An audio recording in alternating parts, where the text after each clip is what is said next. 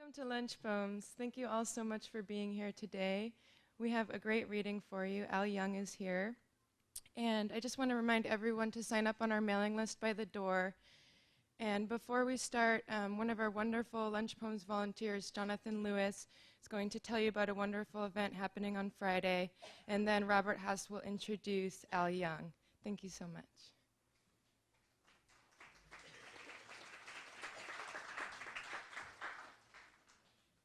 Hi there, I'm Jonathan. I'm a Lunch Poems intern. And along with another Lunch Poems intern, Olivia Friedman, we're helping to organize this incredible event tomorrow. It's going to be the biggest collaboration of student poet groups probably ever on the Berkeley campus. It's called Poetry After the Storm, and these are poems that are inspired or relate to the events and the aftermath of Hurricane Katrina.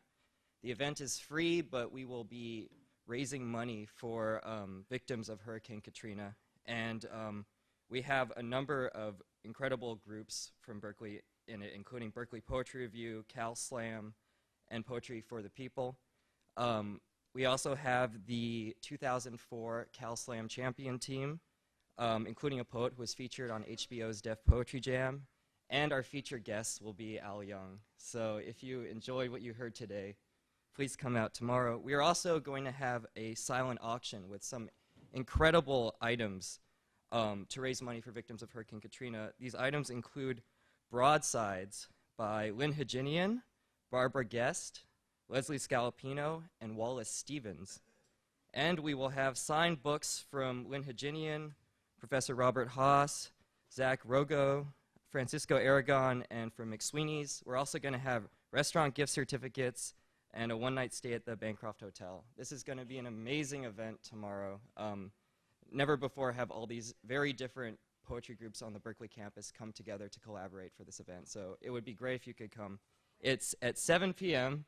in the Heller Lounge in the Multicultural Center, which is in the Student Union on Sproul Plaza, and I hope to see you there. Thank you.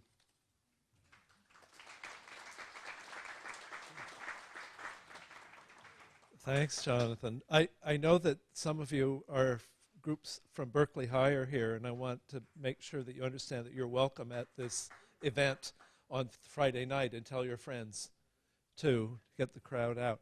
I'm going to be very brief introducing Al Young. I thought I might just say Al Young is a force of nature and sit down.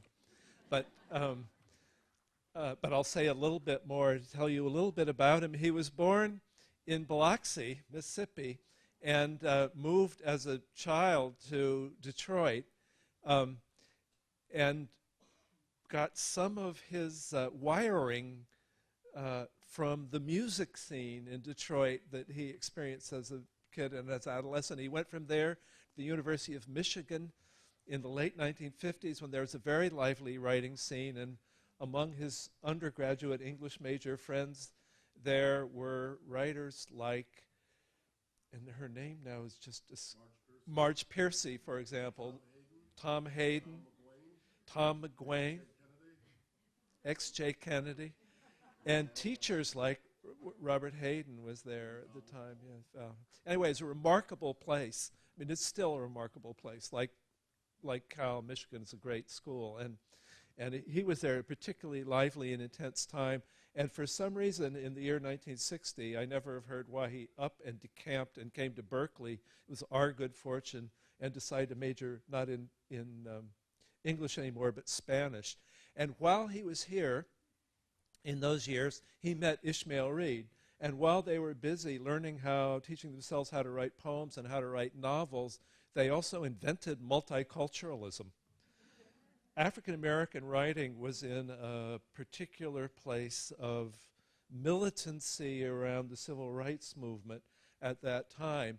And the next generation coming along, in the way that younger generations do, or at least is the way it looks to me from the outside, don't want to do exactly what the elder say, okay, what's the next thing?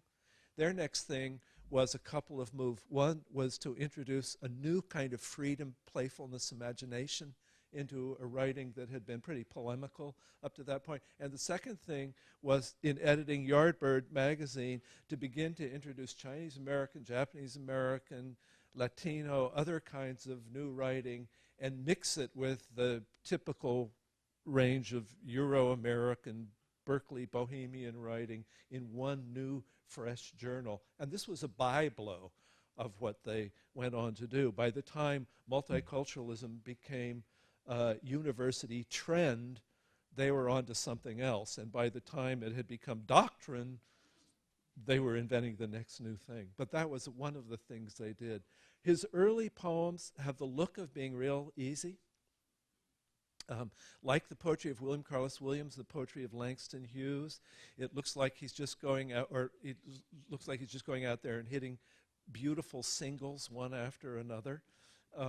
They have that kind of effortless deftness and grace that tradition of American poetry has. And while he was doing that, he produced wonderful early novels.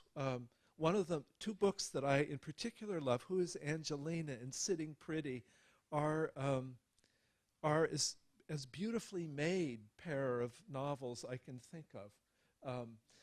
And in the midst of that period, I think he was, by that time, he'd left Berkeley, gone down to Stanford, had been a lecturer there, was starting to make his money as a freelance writer. I thought he was in amazement already. It seems to me around that time I ran into him and said, "What are you doing?" And he was writing wine labels for Ridge Winery. Was this true? You were writing copy for wine labels, yeah. And then he started writing film scripts, but adapting novels, and wrote film properties for Sidney Poitier, for Bill Cosby, for Richard Pryor, and in the midst of that stumbled into and really invented a new literary form by writing a series of memoirs based on his experience of listening to music.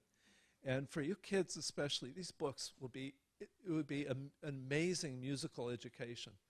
They are, because he just takes, here's the first time I heard this piece of music, here's what was going on in my life, here's what was going on in the music, and you can learn the history of American popular and some classical music by reading through these books of musical memoirs. He's continued to do all three things, to write poems, five things, write poems, write novels, edit volumes of poetry and volumes of literature, African-American, Norton Anthology of African-American Literature that's changed and shaped perception of that enormously rich American tradition, the memoirs, and recently he's become Poet Laureate of the state of California, so he has to go around and do all of this stuff in great abundance, plus which he's a great singer. I don't know how I get through life not envying him. Please welcome Al Young.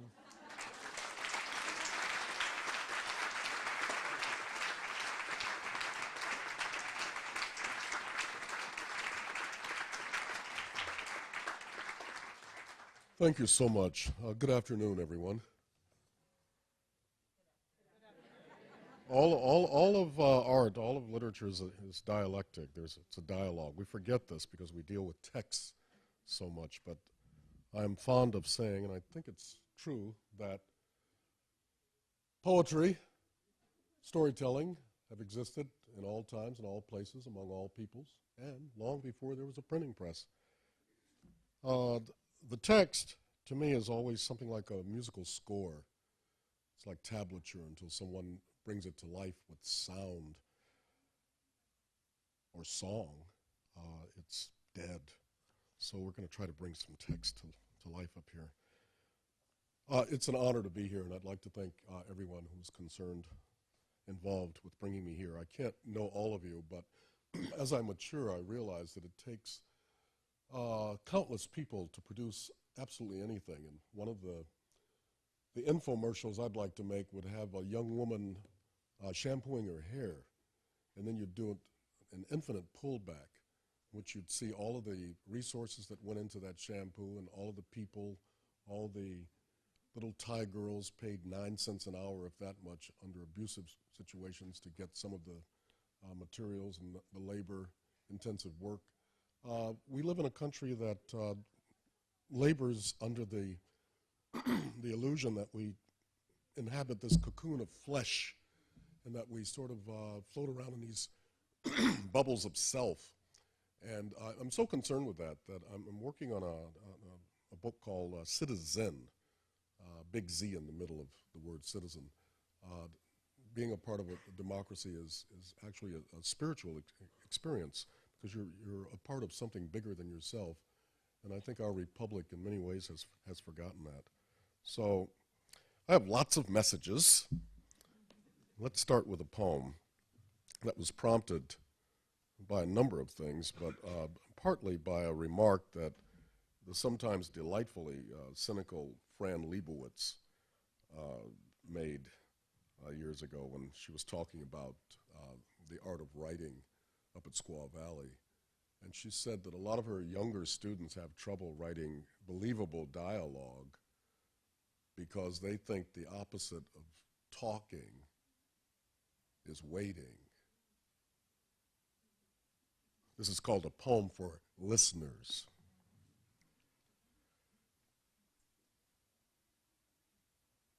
If, uplifting those fanning ears, the elephant can hear ultra-high frequency mating calls placed from miles beyond this deafening sky, then why can't sultry laughter like yours, all piquancy and sass, take off?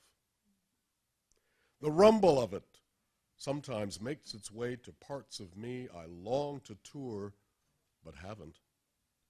In shining ring within ring, the satellite brightness of your laughter lights heaven at hand, outcircling itself like a rock dropped into a pond. If Ravi Shankar could hear the gouache of anguish washing through St. Coltrane's cries, or if Ravel could hear the gypsy strains of Spain that ruffled his composure a borderline away, or if bats can hear the sound of fruit flies walking, and if every city makes and leaves its own sound print, then tell me, with your next hard laugh, what animal ancestor of ours flowered in the sound of the note the chord never needs to round itself out, but takes in, thankful. Unpack, relax, and I'll tell you another one.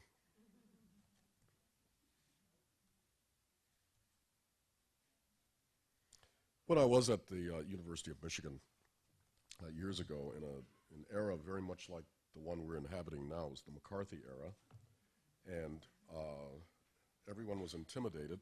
I remember taking an anthropology class, Martin Salem's, very preeminent anthropologist, and he, at that time, was doing a lot of work in Soviet Asia, and he announced to this large lecture group that just because he was interested in Soviet Asia didn't mean that he was sympathetic to communism. And he was saying that on behalf of all those agents who were sitting out there. So I grew up in all of this stuff. And so it's like it's coming back around again. I'm looking for another pair of glasses. Here they are. It's coming back around again, and this time I'm ready for them.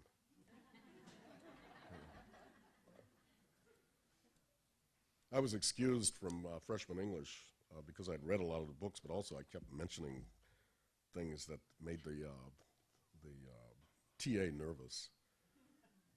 And so he said, just put your papers under the door and you're going to get an A. Can you believe that was education in those days? A lot of my work, as Bob Haas indicated, is aligned with music. And to me, it's a very natural relationship. Poetry is to the rest of writing as the piano is to music. In other words, some knowledge and some skill at writing poetry will make you a stronger novelist or essayist or annual report writer or any of these things. And it'll make you a great screenwriter because people think that it's the fiction writers who make the best screenwriters, and it's not true. It's poets, because it's a lyric form, and compression. You're not writing with your voice, but you're writing for the camera, and it's wonderful. There was a pioneer of bebop named Tad Dameron, and he wrote a tune that always fascinated me because it has that repetitive structure that marks a lot of music the world over. In this particular case, the line is a blues, and it goes, what up, bop, bop, ba, do, bop, da, dee, da, da, dee, da. What up, bop, bop, ba, do, bop, bop. What up, bop, bop, ba, do, bop, bop, bop. And it builds up that way. In the second verse, ba, da, bop, bop, ba, do, bop, bop, bop, bop, and so forth. Now, I read that Tad Dameron was sitting in Central Park watching squirrels, put away their stuff, and that's when he got the idea for the song. But I found that out after I had written this poem in Palo Alto, just waking up one spring morning, just a gorgeous spring morning, and hearing squirrels on my roof. And I didn't know about the Central Park Tad Dameron. So here's squirrels. Squirrels are skittering outside through the trees of my bedroom window, laying it on the line of my consciousness. Brown and black, furry and scurrying, how can I not help loving them like an old bobster loves licks, laid down, building up, so many beats to the moment. Squirrels may be crazy, but they aren't dullards. They like to play too. They can't be hustling nuts and hoard all the time. Like everybody else, they love a good chase now and again. Swishing through branch leaves, drumming on my diamond roof, the shining young squirrels are making and saving the day.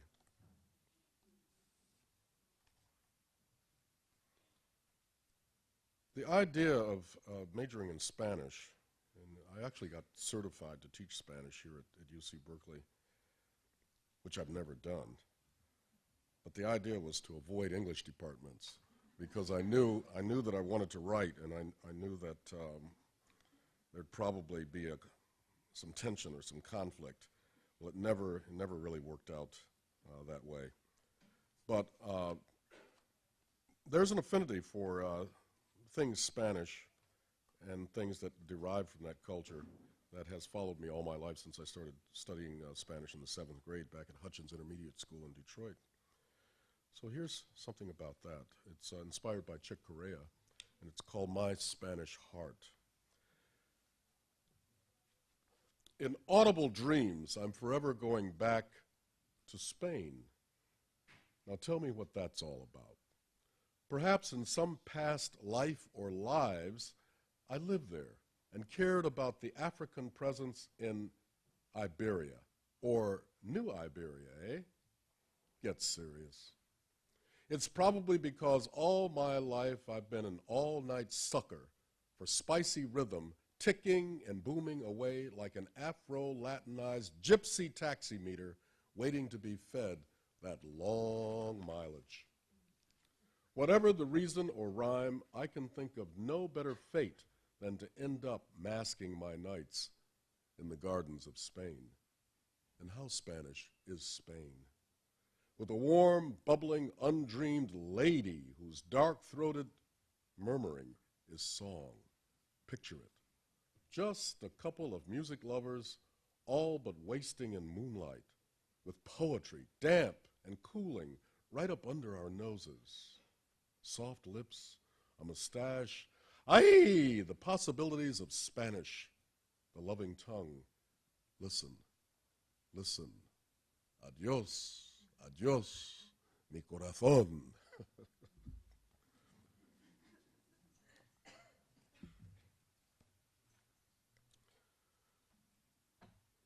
I was a co-editor of a magazine called Generation as an undergraduate at the University of Michigan with another writer, undergraduate writer named Ann Doniger. And we were sophomores. I don't know how we got the position, but there we were. And it was during a period when a lot of the Korean War vets were coming back to school under the GI Bill of that time. And one such person was X.J. Kennedy.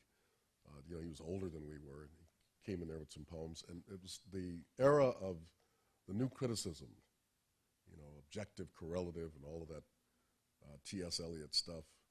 And we really were conditioned to believe that if you could understand a poem, if a poem appeared to be clear, that it couldn't be any good. You know, we thought that it had to be cryptic, you know, arcane in some way. So he gave us a poem called Karma. We had no idea what karma was. And so we sat there at the meeting and we said, you know, this is good. You know, we got to do this. So, of course, we published him. At the same time, there was a young man named Peter Zimmels. And Peter Zimmels was always fascinating to me because he just had a flair for breezy language. He would stand in the hallway and say, "Do you have a quarter as such?" I'd say, what do you mean by a quarter as such, Peter? He says, "I don't want 25 pennies. I don't want 2 dimes and a nickel. I don't, you know, you get the idea." So he gave us a poem called Sundays in Democracies. And we didn't understand it, and we published it. We thought it was good. But many decades later, in fact, just a few years later, it was just a few years ago, I should say, I dug that poem out. I always loved the title, Sundays in Democracies. And I still couldn't understand what Peter was driving at. Now, he subsequently became a Buddhist monk in Thailand, and then he became a lyricist for the Grateful Dead. Some of you might know his name. So I just jettisoned everything he'd written and kept the title and wrote my own poem and dedicated it to him. So this is Sundays in Democracies for Peter Zimmels. For people interested in structure, it's 3 sonnets that are kind of interlinked. Sundays in Democracies for Peter Zimmels. Republicans, you're poor because you're ignorant of all the laws our Congress passed to cut the costs of schooling children who get tossed, nay, dumped upon society. While we do view with piety the right to life, we draw the line. Clean up your act. To woo or whine the loser class does not make sense. Let's get this straight. We never winced at taking public time to quarrel with victims, thugs, the huge immoral segment of the population in our great, God-blessed, rich, free nation. The Democrats. There was a time the GOP and all its crime got barely covered by the news, which only aired our sins and blues. What have they done for you, my friends? Is making do or making ends meet any measure of success? We back the same big business mess they do, but when we tighten your belt, we dig up Franklin Roosevelt. We've given you prosperity without their stark severity. The only thing we have to fear, Republicans. Now, is that clear? A citizen, more parties, please. More Sundays in democracies. Each party dances, each side sings, one great big bird with 2 right wings. They'll boogie with you in the streets, then drag you down to dark defeats. Democracy? Look at our heroes. CEOs, billions. Labor's zeros. Pure DNA, unspliced and spliced. If you think oil is overpriced, consider what we're going to pay for giving frequencies away. The broadcast ban. I say, let's vote. Let's kick some butt. Let's rock some boat. Thank you.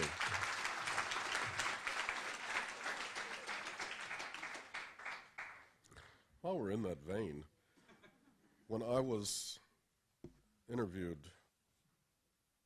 as one of 4 contenders for the position of the post of Poet Laureate by our governor, in the middle of the interview, we were supposed to have spoken for about 5 or 6 minutes on a late Friday afternoon, and we ended up talking for about 45 minutes. He shocked me, and I think his staff as well, but by quoting large portions of the poem I'm about to give you. And I remembered, that's right, he is an actor. He had memorized it. The poem, the source of the poem, goes back to UC Santa Cruz. I was teaching there in an interdisciplinary course called, curriculum called Community Studies, which was really very exciting. The kids would be in school for a while, and then they would have to go out and actually work and come back and write a thesis on their work experience, combining theory and practice. It's a program that's still going. And I had one older student. They still use the term non-traditional, and to me that means older and interesting. And this was a woman who had 4 children by 2 husbands, and her 3rd husband had given her no children. So once a month she would say to me, I won't be in class, Professor Young, because it's conjugal visiting day at the Q. And I eventually got the nerve to ask her what that meant, and she told me all about it, that her husband was in prison. He'd always been there. That is, they met through correspondence. That was sort of a vogue at one time, where lots of women and men were meeting their mates, their spouses, future spouses, through correspondence with prisoners. So I asked her what it was like. She said, well, it's really kind of nice because every time we see each other, it's like a honeymoon. We show each other poems we've been writing and talk about books we've been reading and make love. And, they have this special meal out there in the trailer court where they have the conjugal visits. Then she said, when I get back to Santa Cruz and I'm trying to take care of my kids and get my studies and do my work, he can't mess with me because he's locked up. So, the human condition just always emerges. There's a subtext of this poem which is fairly obvious, and that is California, I think, competes with Texas. I'm not sure who's ahead right now at having the most prisons, and we're building them at a very rapid rate. And the figure is still solid. Stanford tuition is about $36,000 a year these days, and that's what it costs per man and woman to keep them locked up. So it's a matter of values. Conjugal visits, and this is done presumably in her voice. By noon, we'll be deep into it, up reading out loud in bed, or in between our making love, I'll paint my toenails red. Reese say he got to change his name from Maurice to Malik. He'd think I need to change mine too, conversion, so to speak. I ain't no Muslim yet, I say. Besides, I like my name. Kamisha still sounds good to me. I'll let you play that game. I'd rather play with you, he say, than trip back to the 60s. The 60s, eh? I'm on his case. Then I won't do my striptease. This brother look at me and laugh. He know I love him bad, and worse, he know exactly how much loving I ain't had. He grabbed me by my puffed up waist and pulled me to him close. He say, I want you in my face or on my face, Miss Toes. Forgive me, high school kids, but I'm sure if you have HBO at home, you hear worse than that. What can I say? I'd lie for Reese, but I'm not quitting school. 4 miles to feed, not counting mine. Let urban studies rule. I met him in the want ads. We fell in love by mail. I say when people bring this up, wasn't no one up for sale. All these black men crammed up in jail, all this IQ on ice. While governments, bank presidents, the mafia don't think twice. They fly in dope and make real sure their hands stay nice and clean. The chump change Reese made on the street, what's that supposed to mean? For what it costs the state to keep you locked down, clothed, and fed, you could be learning Harvard stuff and brilliant skills, I said. Reese say, just kiss me one more time, then let's get down, make love, then let's devour that special meal I wish they'd serve more of. They say the 3rd time out's a charm. I kind of think they're right.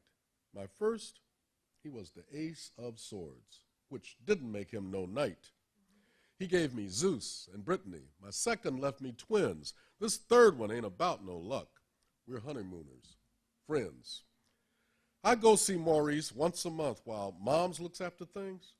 We'd be so glad to touch again. I dance, he grins, he sings. When I get back home to my kids, schoolwork, the copy shop, ain't no way Reese can mess with me. They got his ass locked up.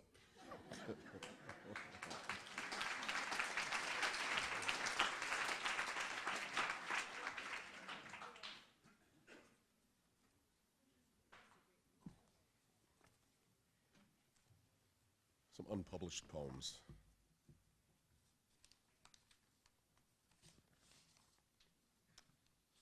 It's really endlessly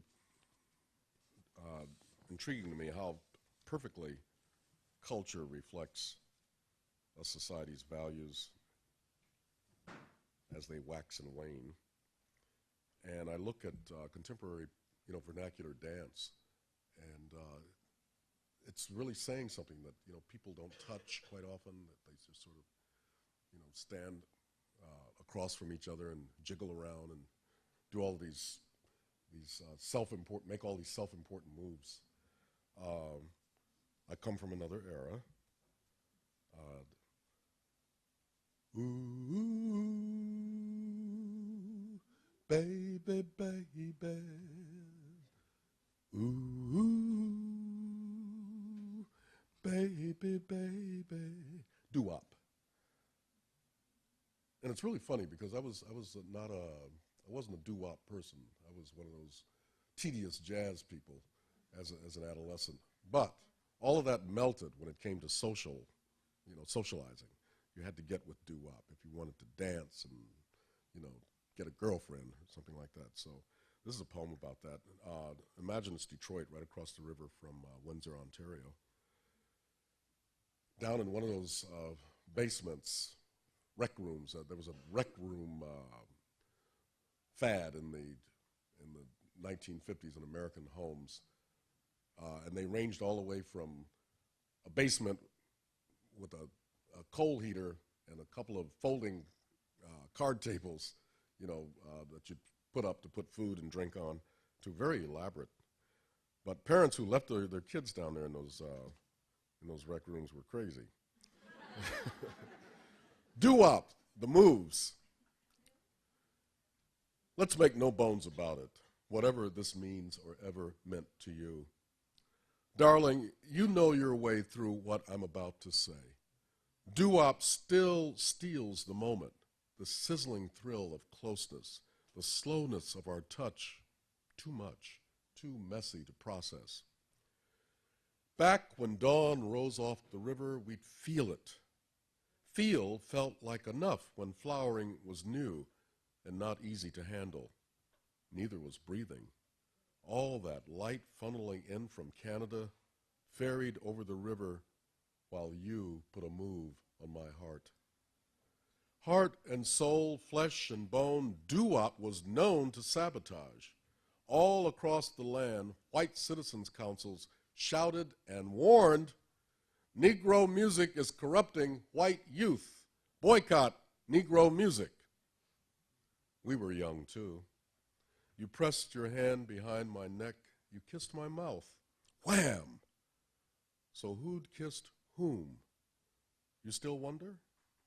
In one slow move, you slithered and drizzled snail trails all up and down eroded maps of me. Doo-wop. Stone slow of step, sticks to you, lasts.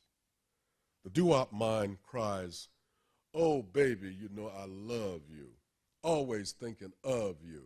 I place no one above you, and you know I'll never snub you. Under doo-wop's spell, you make no bones. You shake your perfumed booty, you go for keeps. There's a jazz writer named Gene Lees, who's bilingual. He speaks French and English, and he has a book called Singers and the Song, in which he just talks about American singers. And the first chapter in the book is called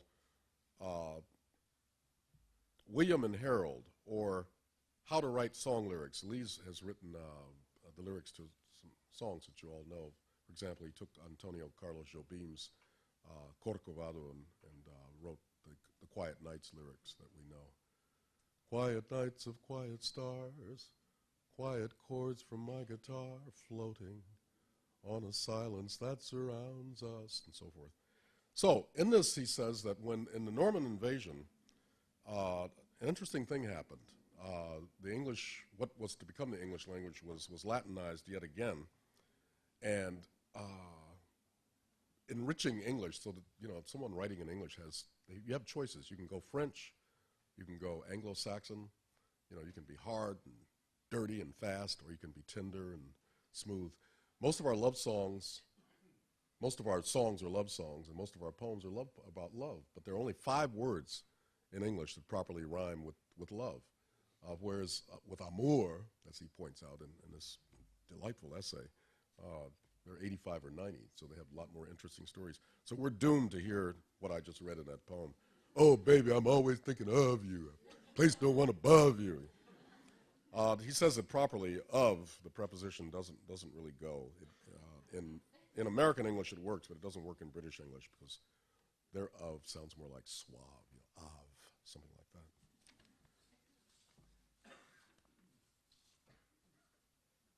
Pink, full moon. This was written a couple months ago, and there was actually a pink full moon right over here over University Avenue.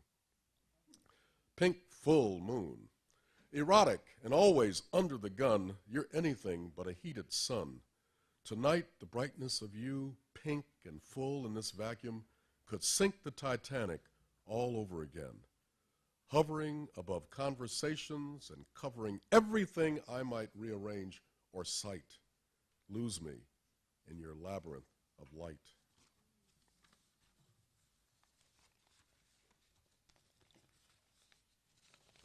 And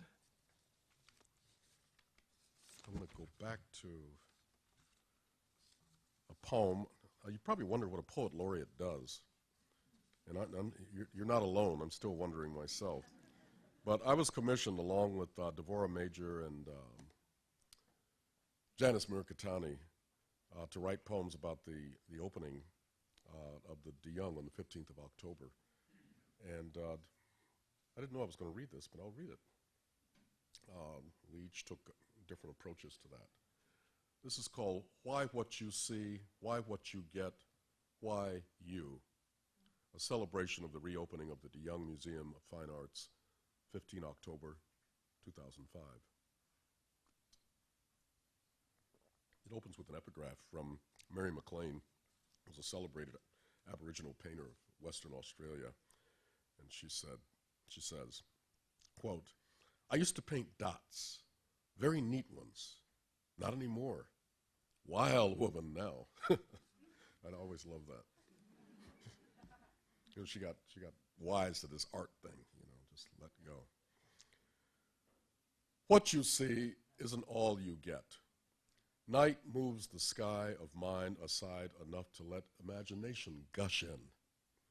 Remember the last time you got quiet, then got high on Mayan, Nubian, African stuff, Grecian, Russian? Remember how the child you stepped through scenes without leaving a trace? Your eye print, all that mattered? Your cave art heart, the clearing ground. Soul cleans away debris so we can see and feel the heart that shattered under a blanket of daylight comes back to us, to hunt us where we live. If you can touch Hatshepsut with an eye, then jump to John Brown just before he'll confront us with his death. Then you can lose the your, the my, and see. You see as us alone.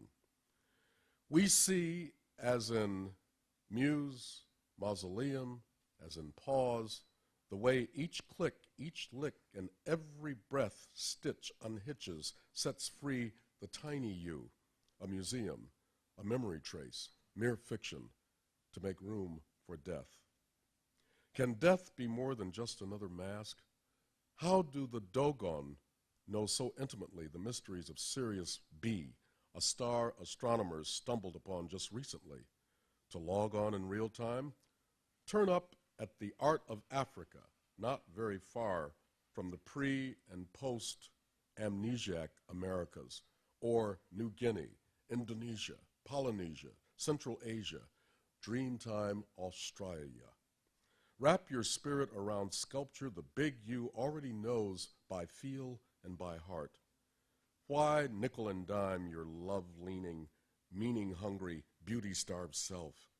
Push aside the thinking you enough to stun and wow the being you, a stream of light, wade in the wealth of unfathomable years whose moments you can know only as now.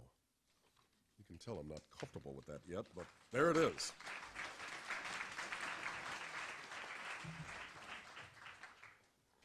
People have told me that I don't deal with darkness enough in my poetry.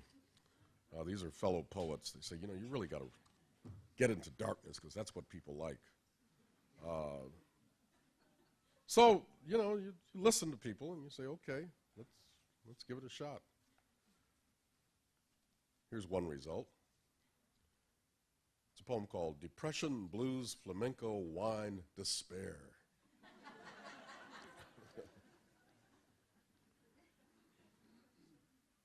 Depression, blues, flamenco, wine, despair. Sunk in, they make you cross your heart and die for hope. Dark times come at you, they don't care. So deal with this, they say.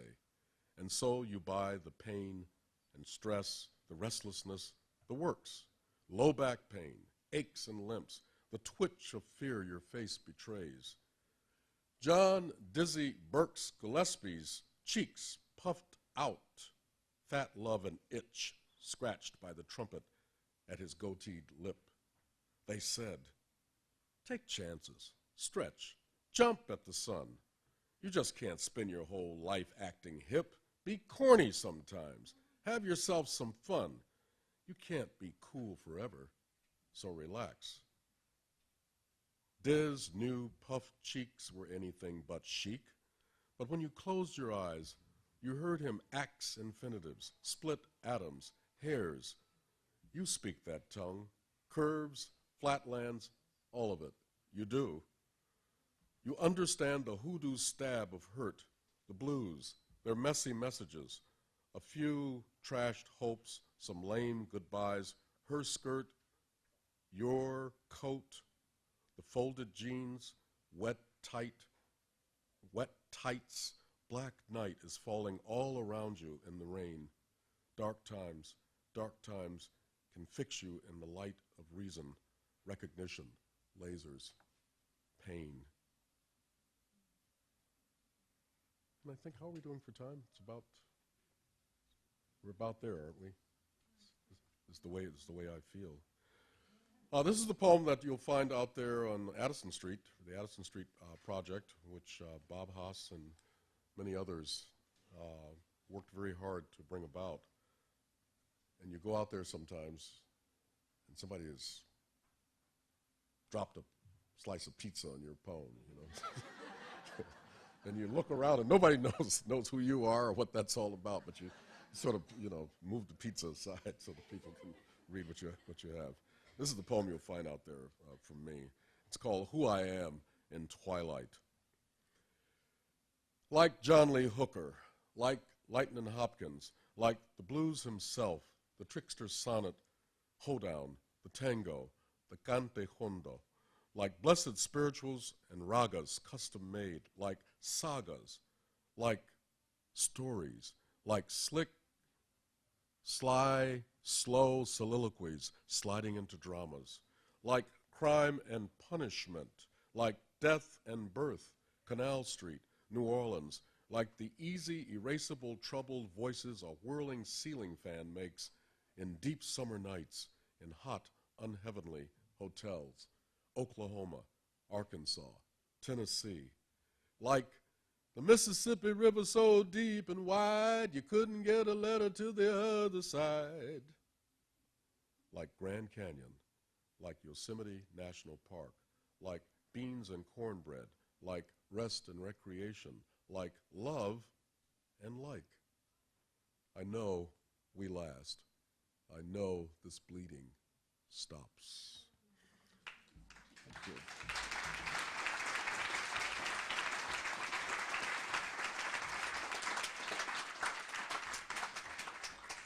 And I'll end with a poem that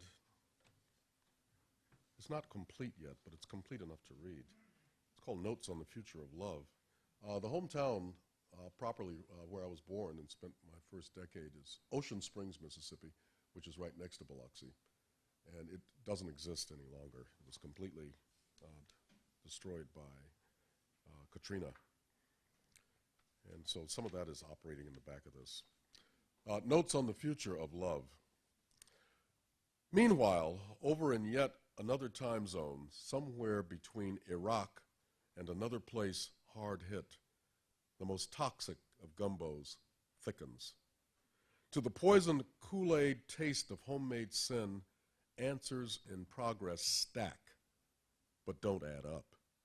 With every putrid breath you take, hope dissolves into streaming reruns of hell and high water.